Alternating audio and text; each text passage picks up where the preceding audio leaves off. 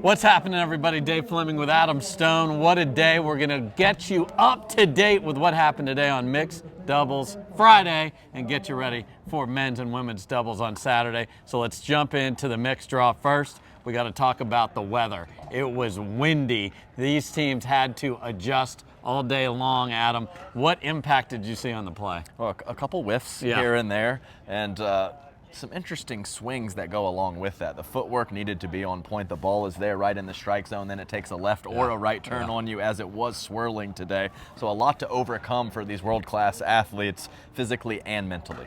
Let's start with an upset early on in the draw. Rafa Hewitt and Jeannie Irakina knock out DC's Deckel Barr and Rachel Rohrbacher. That's two early exits in a row for those two, and they're teammates in MLP. So this isn't one of those where you can just run away from it. You're going to be playing together, maybe not together. You can adjust that, obviously, but two tough weeks for them and a great win for Rafa and Jeannie. Yeah, agreed. They need to right the ship quickly as the MLP season is rapidly approaching. And RTS rolled that stuff. Jeannie Irakina, a very nice win with round 'em up Rafa Hewitt, who was very audible on our court, even though he wasn't playing on our court. He was not on Humana Championship court, and yet I felt like I was getting round up there.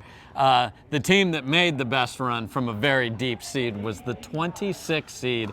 Eric Onsens and Alex Trung were terrific. They beat Christian Alshon and Catherine Parento, the 3 seed, and that's Texas Rancher on Texas Rancher crime. They ran into the Johnsons at the end of the day, but what a day of play from those two. Yeah, too much Johnson siblings in the end, but as you mentioned, incredible run. Eric Onsens, heavy hitter, cracking the serve, letting the third shot drives fly, and Alex Trung did some poaching, and she was very smooth over there on the right side, rolling the forehand dinks and picking her spots when to be aggressive. And she has, for a little thing, she's got a lot of pop in her paddle. She did. So the two members of the Dallas Flash playing at home in front of the Flash mob, that being Georgia and J-Dub, are through. On the other side, my goodness, what a semifinal. Anna Leigh Waters and Ben Johns versus Big H, Hayden Patriquin, and Anna Bright.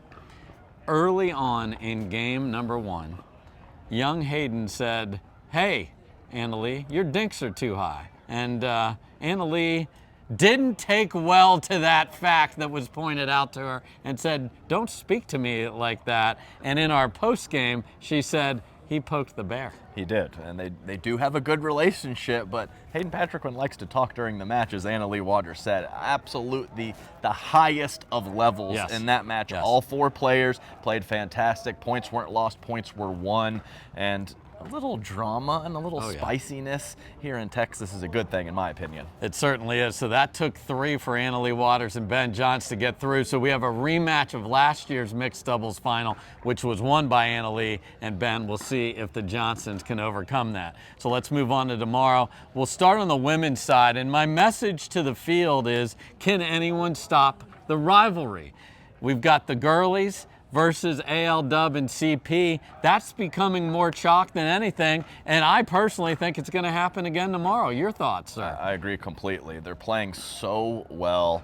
The well-rounded play of those 4 individuals. I am waiting for a team to step up, and there is plenty of talent to do so, but the recency bias in the way that Catherine Parento, Anna Leigh Waters, Rachel Rohrbacher, and Anna Bright have been playing from a defensive and offensive perspective, I don't think anyone's going to topple them here in Texas. The one team I have my eye on, Adam, is a team that has run into Anna Leigh Waters and Catherine Parento. They're not on their side this time. They're on the girlies' side, and that's Tina Pisnick and Kate Fahey. Fahey played awesome today with Noe Cliff in an early round match against Anna Leigh and Ben. So we'll see how they do. On the men's side, there's 3 teams I want to talk about. First, we have to talk about Andre Diescu. He's going for 4 in a row in men's doubles. That's insane. 2 with Christian Alshon. Then he jumps over to the right, wins it with Ben Johns. Now he's playing with Dylan Frazier. Can he get 4 in a row? He certainly can. The man is on fire. Ball maker extraordinaire.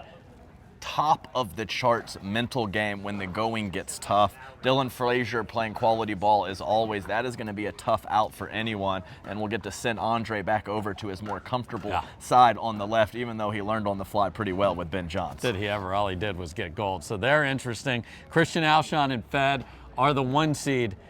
they could have a match with J.W. Johnson and C.J. Klinger, who almost beat Ben and Andre in Cape Coral. I love that team.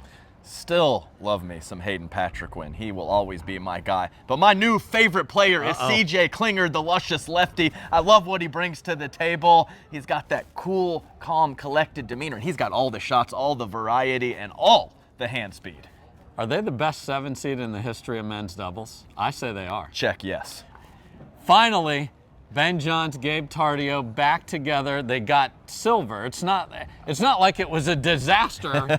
Teams would kill to get silver. So round 2, they've worked on some things. Jesse Irvin's been in the workshop with Gabe, so we'll see how they do. So we start at noon Eastern tomorrow on Pickleball TV, men's and women's doubles. It's going to be fantastic. Please tune in. Thanks so much for watching this show. Peace.